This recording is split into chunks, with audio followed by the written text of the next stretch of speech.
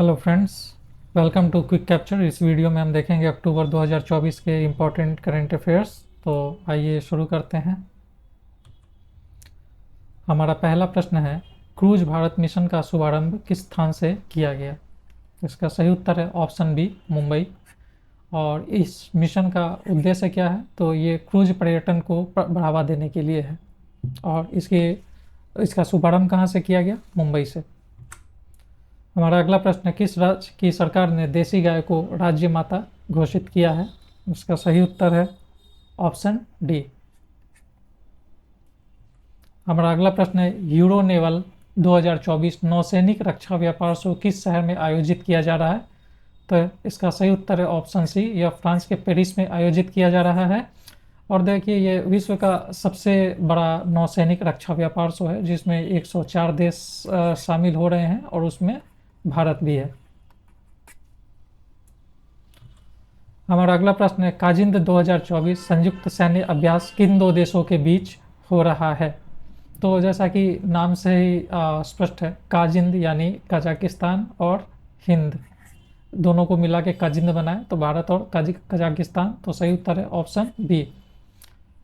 और ये ध्यान रखिएगा, ये सैन्य अभ्यास है, ठीक है, क्योंकि अभ्यास नौसैनिक भी हो सकता है और वायुसेना का भी हो सकता है, तो ये सैन्य अभ्यास है, थल सेना का अभ्यास है। हमारा अगला प्रश्न है, दादा साहब फाल्के पुरस्कार 2024 किस अभिनेता को प्रदान किया जाएगा? तो ये है हमारे अनुभवी अभिनेता, ऑप्शन सी, मिथुन चक्रवर्ती को प्रदान किया जाएगा। किसके लिए? 2024 के दादा साहब फाल्के पुरस्कार के लिए। हमारा अगला प्रश्न है, इंडियन न्यूज़पेपर सोसाइटी के अध्यक्ष जो 2024-25 के लिए कौन चुने गए हैं? तो इसका सही उत्तर है option A, MV. Shreyans Kumar. ये ध्यान रखिएगा, ये भारत में जितनी भी पत्र पत्रिकाएं और अखबार आदि छपते हैं, उन सब की ये सर्वोच्च संस्था है, इंडियन न्यूज़पेपर सोसाइटी। और इसके अध्यक्ष कौन चुने गए हैं हाल ही में 2024-25 के लिए? एम.वी. श्रेयंस कुमार। हमारा अगला प्रश्न है, पहला खो खो विश्व कप 2025 में किस देश में आयोजित किया जाएगा भविष्य में? तो अब इसकी ज़्यादा डिटेल को देखेंगे। फिलहाल इसका सही उत्तर है ऑप्शन ए, भारत। हमारा अगला प्रश्न है, भारत जेन पहल का ये मुख्य उद्देश्य क्या है? तो इसका सही उत्तर है ऑप्शन बी, भारतीय भाषाओं में जनरेटिव एआई उपलब्ध कराना। हमारा अगला प्रश्न है, प्रधानमंत्री इंटर्नशिप योजना के तहत 2024-25 में कितनी इंटर्नशिप प्रदान करने की योजना है? तो इस योजना के अंतर्गत इसका सही उत्तर है ऑप्शन बी, 1.25 लाख इंटर्नशिप प्रदान करने की योजना है और इसमें 500 कंपनियां हिस्सा ले रही है। हमारा अगला प्रश्न है, महिला उद्यमिता प्लेटफॉर्म का मुख्य उद्देश्य क्या है? और इसका सही उत्तर है ऑप्शन बी, महिला उद्यमियों को समर्थन और प्रोत्साहन देना। हमारा अगला प्रश्न है, केंद्रीय मंत्रिमंडल ने मराठी, बंगाली, असमिया के अलावा किन दो भाषाओं को शास्त्रीय भाषा का दर्जा दिया है? तो इसका सही उत्तर है ऑप्शन ए, पाली और प्राकृत। ठीक है, अब इसको ऐसे याद रख सकते हैं, BAM पापा, ठीक है, बंगाली, असमी, मराठी और पाली और प्राकृत को। देखिए, पहले से ही भारत में 6 भाषाओं को शास्त्रीय भाषा का दर्जा मिला हुआ था। अब हाल ही में 5 और भाषाओं को उसमें जोड़ दिया गया है, तो इसलिए यह प्रश्न इंपॉर्टेंट हो जाता है। क्या आप कमेंट बॉक्स में बता सकते हैं कि सबसे पहले किस भारतीय भाषा को शास्त्रीय भाषा का दर्जा मिला था? मैं ऑप्शन दे देता हूं, तमिल और तेलुगु, इन दोनों में कौन है? क्या आप कमेंट बॉक्स में बता सकते हैं? हमारा अगला प्रश्न है, कृषि क्षेत्र में सभी केंद्रीय योजनाओं को किन दो नई योजनाओं में विलय कर दिया गया है? कृषि क्षेत्र की जितनी भी योजनाएं थी उनको विलय 2 योजनाओं में कर दिया गया है। तो इसका सही उत्तर है ऑप्शन डी, प्रधानमंत्री राष्ट्रीय कृषि विकास योजना और कृषि विकास योजना। ठीक है, हमारा अगला प्रश्न है, बापू टावर का उद्घाटन किस अवसर पर किया गया? तो बापू टावर का उद्घाटन ये बहुत आसानी से गेस किया जा सकता है, 2 अक्टूबर महात्मा गांधी जी की जयंती पे। हमारा अगला प्रश्न है, मैक्सिको की पहली महिला राष्ट्रपति के रूप में किसने शपथ ली है? तो इसका सही उत्तर है ऑप्शन बी, क्लाउडिया शिवनाम। ये देखिए, ये नॉर्थ अमेरिका का एक देश है, ठीक है। मैप में इसको लोकेट कीजिए, प्रैक्टिस कीजिए। और इसकी सबसे बड़ी जो सिटी है वो मैक्सिको सिटी है, और वही मैक्सिको सिटी ही मैक्सिको की कैपिटल भी है। तो प्रश्न क्या था, मैक्सिको की पहली महिला राष्ट्रपति के रूप में किसने शपथ ली है? तो जैसा कि आप जानते हैं कि जो, क्योंकि ये पहली है इसलिए यह प्रश्न इंपॉर्टेंट हो जाता है, तो ये है क्लाउडिया शिवनाम। हमारा अगला प्रश्न है, धरती आबा जनजातीय ग्राम उत्कर्ष अभियान की शुरुआत कब हुई? तो इसका सही उत्तर है ऑप्शन सी, 2 अक्टूबर। ये राष्ट्रपति जी द्रौपदी मुर्मू ने 2 अक्टूबर को गांधी जयंती के अवसर पे झारखंड में शुरू किया था। और जैसा कि नाम से ही स्पष्ट है, धरती आबा जनजातीय ग्राम उत्कर्ष अभियान, तो ये आदिवासियों के उत्कर्ष के लिए है। हमारा अगला प्रश्न है, भारत विदेशी मुद्रा भंडार में 700 बिलियन अमेरिकी डॉलर पार करने वाला कौन सा देश बना है? तो ये हमारा बन गया है चौथा देश। भारत बन गया है चौथा देश जिसने विदेशी मुद्रा भंडार में 700 बिलियन अमेरिकी डॉलर को पार कर लिया है। पहला कौन है? चाइना। दूसरा कौन है? जापान। तीसरा कौन है? स्विट्जरलैंड। और चौथा कौन है? हमारा प्यारा देश भारत।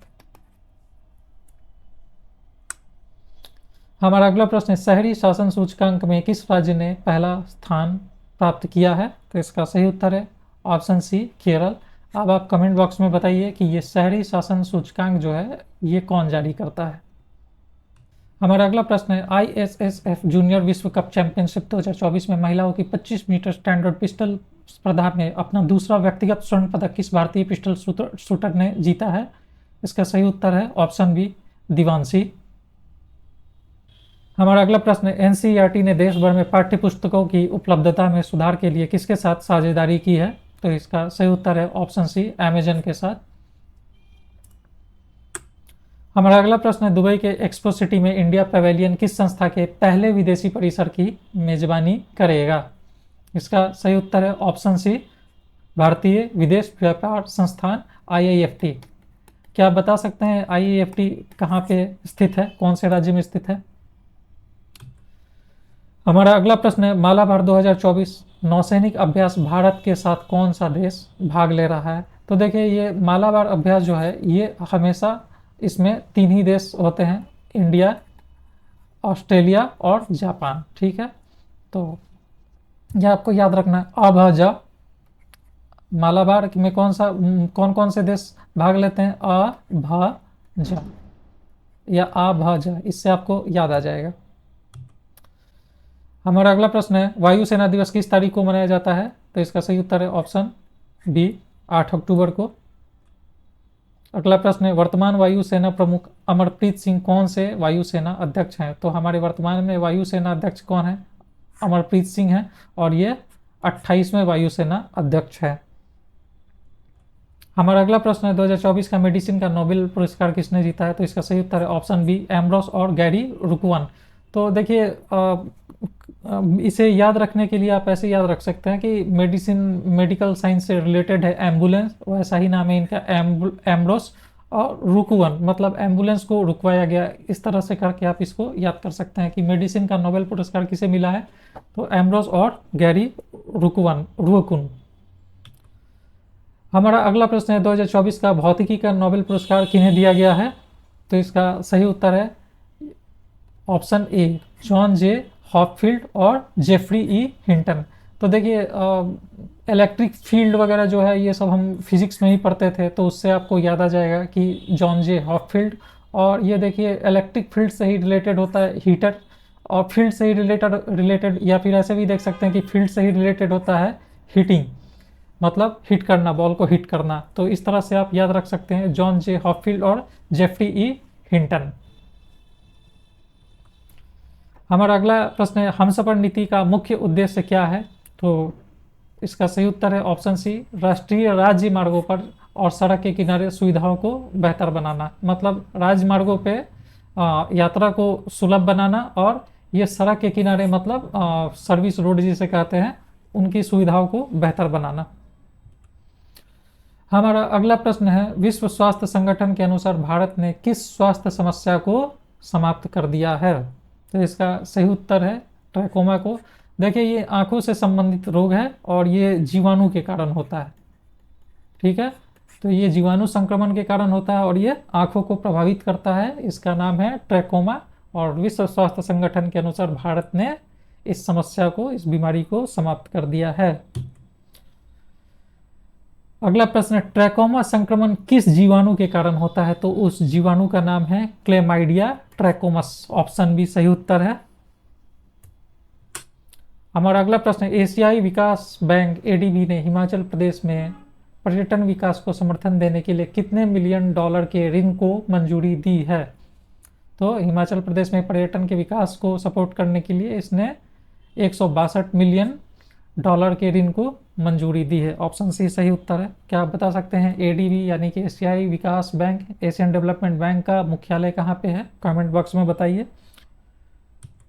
हमारा अगला प्रश्न, रसायन विज्ञान में नोबेल पुरस्कार किसे संयुक्त रूप से दिया गया है? तो ये 3 लोग हैं जिन्हें दिया गया है। सही उत्तर है option A, David A baker. देखिए बेकर आपको ऐसे याद रखना है कि केमिस्ट्री यानी कि केक बनाने की केमिस्ट्री यानी कि बेकिंग की केमिस्ट्री, और ये डेमिस हस्बिस और जॉन जम्पर, ठीक है। तो ये 3 लोगों को सम्मिलित रूप से दिया गया है। तो ऐसे समझ लीजिए 20 केक की बेकिंग करनी है, ठीक है, जंप करते करते। तो बेकिंग के लिए जो बेकिंग सोडा वगैरह डालते हैं वो रसायन विज्ञान से संबंधित है। इस तरह से आप इसको याद रख सकते हैं। हमारा अगला प्रश्न, रेपो रेट वर्तमान में कितने प्रतिशत पर है? तो इसका सही उत्तर है ऑप्शन सी 6.50%। यह प्रश्न बेहद इंपॉर्टेंट हो जाता है क्योंकि यह 10वीं बार आरबीआई द्वारा अपरिवर्तित रहा है। तो वर्तमान में कितने प्रतिशत पर है? 6.50% पे। हमारा अगला प्रश्न, विश्व मानसिक स्वास्थ्य दिवस 2024 का विषय क्या है? मतलब थीम पूछी जा रही है यहाँ पे। तो इसका सही उत्तर है ऑप्शन सी कार्यस्थल पर मानसिक स्वास्थ्य। कब मनाया जाता है ये? 10 अक्टूबर को मनाया जाता है। हमारा अगला प्रश्न, किस प्रसिद्ध टेनिस खिलाड़ी ने पेशेवर टेनिस से संन्यास की घोषणा कर दी है? तो ये है, इसका सही उत्तर है ऑप्शन बी राफेल नडाल, जिन्होंने पेशेवर टेनिस से संन्यास की घोषणा कर दी है। हमारा अगला प्रश्न है, साहित्य में 2024 का नोबेल पुरस्कार किसे दिया गया है? तो इसका सही उत्तर है हांगकांग। ये दक्षिण कोरिया की एक लेखिका है। हमारा अगला प्रश्न है, भारतीय कौशल संस्थान IIS का उद्घाटन किसने किया है? तो ये है, इसका सही उत्तर है ऑप्शन सी प्रधानमंत्री श्री नरेंद्र मोदी। क्या आप बता सकते हैं भारतीय कौशल संस्थान का उद्घाटन कहाँ पे किया गया है? कमेंट बॉक्स में बताइए और सही उत्तर को मैं हट दे दूंगा। हमारा अगला प्रश्न है, भारतीय संविधान की 75वीं वर्षगांठ को किस अभियान के रूप में मनाया गया है? तो इसका सही उत्तर है ऑप्शन बी संविधान महिमा अभियान, ठीक है। 26 नवंबर को जो है संविधान दिवस के रूप में मनाया गया और यह संविधान की 75वीं वर्षगांठ थी, जिसको हमने संविधान महिमा अभियान के रूप में मनाया। हमारा अगला प्रश्न है, एस परमीश को किस बल का नया प्रमुख नियुक्त किया गया है? तो इसका सही उत्तर है ऑप्शन सी भारतीय तटरक्षक बल और इसके नए प्रमुख है कौन है? एस परमीश। हमारा अगला प्रश्न है, 2024 का नोबेल अर्थशास्त्र पुरस्कार किसे दिया गया है? तो ये भी देखिए 3 लोगों को दिया गया है। तो आप ऐसे इसे याद रख सकते हैं। देखिए पैसे की कमी डराने वाला विषय है, डोरोन एसमोग्लू, ठीक है। और पैसे के लिए चेक पे साइन करना पड़ता है, साइमन जॉनसन, ठीक है। और पैसे को बचा के रखना पड़ता है, नहीं तो रॉबरी होने की चांसेस होते हैं, तो जेम्स ए रॉबिन्सन। तो इस तरह से याद आप रख सकते हैं, डेरोन एसमोग्लू, साइमन जॉनसन और जेम्स ए रॉबिन्सन। और यदि आपको नहीं भी याद हो रहा है और आपने मेरी बातों को ध्यान से सुन लिया है, तो ऑप्शन देख के आप सही उत्तर आसानी से गेस कर पाएंगे कि देखिए पैसे से संबंधित रॉबरी का, ठीक है, पैसे की कमी डराने वाला विषय है और पैसे के लिए चेक पे साइन करना होता है। तो अगर आप इतना याद रखेंगे तो आप सही उत्तर को सेलेक्ट कर पाएंगे। हमारा अगला प्रश्न, नोएल टाटा को किस संगठन का अध्यक्ष नियुक्त किया गया है? तो इसका सही उत्तर है टाटा ट्रस्ट, ऑप्शन बी। हमारा अगला प्रश्न है, 18 वर्षीय नेपाली पर्वतारोही नीमा रिंजी शेरपा, देखिए मैंने नाम हाईलाइट किया हुआ है, ने कितनी ऊंचाई की चोटियों पर चढ़कर नया विश्व रिकॉर्ड बनाया है? तो देखिए 8000 से ऊपर की जितनी भी चोटियां हैं पूरे विश्व में, 8000 मीटर से ऊपर टोटल 14 चोटियां हैं, ये सब पे ये चढ़ चुकी हैं, सबको फतेह कर चुकी हैं और इनकी उम्र है केवल और केवल 18 वर्ष। तो 18 वर्ष में ऐसा रिकॉर्ड बनाने वाली ये पहली पर्वतारोही हैं जो इतने कम उम्र की हैं। ठीक है, इनका नाम है नीमा रिंजी शेरपा। तो सही उत्तर है ऑप्शन बी 8000 मीटर। हमारा अगला प्रश्न है, तेलंगाना के अलावा जाति आधारित जनगणना करने वाले 2 राज्य कौन से हैं? तो ऐसे याद रखिएगा, ABT। ठीक है, आंध्र प्रदेश और बिहार। आंध्र प्रदेश पहला, बिहार दूसरा, और ये तेलंगाना जाति आधारित जनगणना कराने वाला तीसरा राज्य है।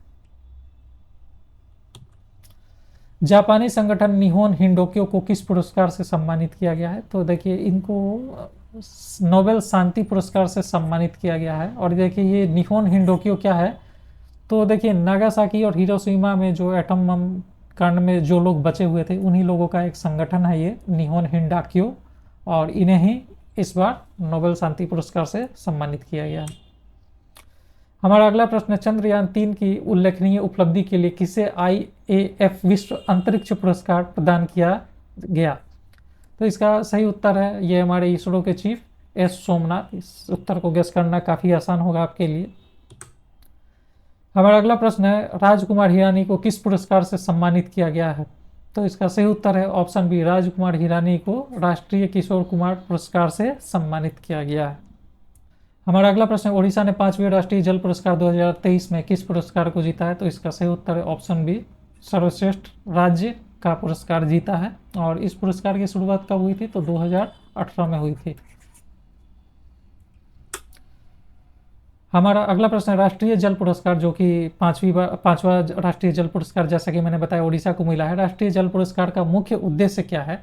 तो इसका सही उत्तर है ऑप्शन सी, पानी के महत्व के बारे में जागरूकता पैदा करना। हमारा अगला प्रश्न है, काजीरंगा राष्ट्रीय उद्यान भारत का किस क्रम में तितली विविधता केंद्र बना है? तो देखिए, ये जो काजीरंगा राष्ट्रीय उद्यान है, ये दूसरे नंबर पे तितली विविधता केंद्र बना है। पहला कौन है? तो वो अरुणाचल प्रदेश में है। ठीक है, उसका नाम है नमदफा राष्ट्रीय उद्यान। क्या आप बता सकते हैं काजीरंगा राष्ट्रीय उद्यान और किस चीज के लिए प्रसिद्ध है? हमारा अगला प्रश्न है, बुद्ध जिंदल ने किस संगठन के अध्यक्ष का कार्यभार संभाला है? तो इसका सही उत्तर है ऑप्शन बी, भारतीय वाणिज्य मंडल, इंडियन चैम्बर ऑफ कॉमर्स। हमारा अगला प्रश्न है, भारत ओमान के द्विपक्षीय नौसैनिक अभ्यास का नाम क्या है? तो इसका सही उत्तर है ऑप्शन सी, नसीम अल बहर। ध्यान दीजिए, यहाँ पे ये नौसैनिक अभ्यास है, इसे भी याद रखिएगा। हमारा अगला प्रश्न है, न्यूजीलैंड की महिला टीम ने किस टीम को हराकर 2024 में T20 क्रिकेट विश्व कप जीता है? तो इसने साउथ अफ्रीका को हराया है। ऑप्शन सी सही उत्तर है, 32 रनों से हराया है इसने। और ठीक है, T20 महिला विश्व कप किसने जीता है? न्यूजीलैंड ने जीता है दक्षिण अफ्रीका को 32 रनों से हराकर। हमारा अगला प्रश्न है, निम्नलिखित में से किसने मैडम क्यूरी की आत्मकथा का हिंदी अनुवाद किया है? तो देखिए, ये वो है जिनका जन्म 2 अक्टूबर को हुआ था, जिनकी जयंती 2 अक्टूबर को मनाई जाती है। वो महात्मा गांधी नहीं है। अब आप आसानी से गेस कर सकते हैं कि वो कौन है। तो इसका सही उत्तर है ऑप्शन बी, लाल बहादुर शास्त्री। इन्होंने मैडम क्यूरी की आत्मकथा का हिंदी में अनुवाद किया था। हमारा अगला प्रश्न, निम्नलिखित में से कौन भारत के पहले उप प्रधानमंत्री और गृह मंत्री थे? तो देखिए, सभी जानते हैं, लौह पुरुष सरदार वल्लभ भाई पटेल। ऑप्शन सी इसका सही उत्तर है। हमारा अगला प्रश्न है, भारत में RTI संग्रहालय की आधारशिला कहाँ रखी गई है? तो बना नहीं है अभी, आधारशिला रखी गई है कहाँ पे? ब्यावर में। सही उत्तर है ऑप्शन बी। ये कहाँ पे है? राजस्थान में। ठीक है, ब्यावर। हमारा अगला प्रश्न है, इजराइल एशियाई विकास बैंक ADB में किस क्रमांक का सदस्य बना है? तो ये अभी अभी हाल ही में सदस्य बना है। ये 69वां सदस्य है। कौन? इजराइल। और कमेंट बॉक्स में बताइए, एशियन डेवलपमेंट बैंक का हेडक्वार्टर कहाँ पे है? बिहार के पहले ड्राई पोर्ट का उद्घाटन कहाँ किया गया है? तो ये किया गया है पटना के बिहटा में। सही उत्तर है ऑप्शन सी। अभी हाल ही में जो BPSC की परीक्षा होने वाली है, प्रारंभिक परीक्षा होने वाली है कुछ ही महीनों में, उसके लिए यह प्रश्न बेहद इंपॉर्टेंट है। हमारा अगला प्रश्न है, भारतीय फुटबॉल टीम ने नवीनतम फीफा रैंकिंग में कौन सा स्थान प्राप्त किया है? तो इसका सही उत्तर है ऑप्शन सी, 125वां। हमारा अगला प्रश्न है, भारत के 51वें मुख्य न्यायाधीश के रूप में किसे नियुक्त किया गया? तो इसका सही उत्तर है ऑप्शन सी, न्यायमूर्ति संजीव खन्ना। इसे आप ऐसे भी गेस कर सकते हैं, देखिए ये तो अभी वर्तमान में है तो नए हो नहीं सकते, ये रिटायर्ड हो चुके हैं, ठीक है, और ये हो नहीं सकते, तो सही उत्तर वैसे भी गेस किया जा सकता है एलिमिनेशन मेथड से। अगला प्रश्न, प्रधानमंत्री मुद्रा ऋण योजना के तहत ऋण सीमा कितनी कर दी गई है? तो इसकी सीमा 10 लाख से बढ़ाकर 20 लाख कर दी गई है। सही उत्तर है ऑप्शन डी, 20 लाख रुपए। अगला प्रश्न है, भारत के पहले लेखकों के गांव का उद्घाटन कहाँ किया गया है? तो इसका सही उत्तर है ऑप्शन सी, देहरादून। ये लेखकों का गांव क्या है, यहाँ जो लेखक लोग हैं उनके लिए काफ़ी सुविधाएं दी गई है, तो उसे ही नाम दिया गया है लेखकों का गांव। और ये जो पहला है ये कहाँ पे है? तो ये उत्तराखंड के देहरादून में। Thank you so much, all the best for your exam. Subscribe कीजिए क्विक कैप्चर को। Thank you, all the best, four डालिए एग्जाम को। Thank you.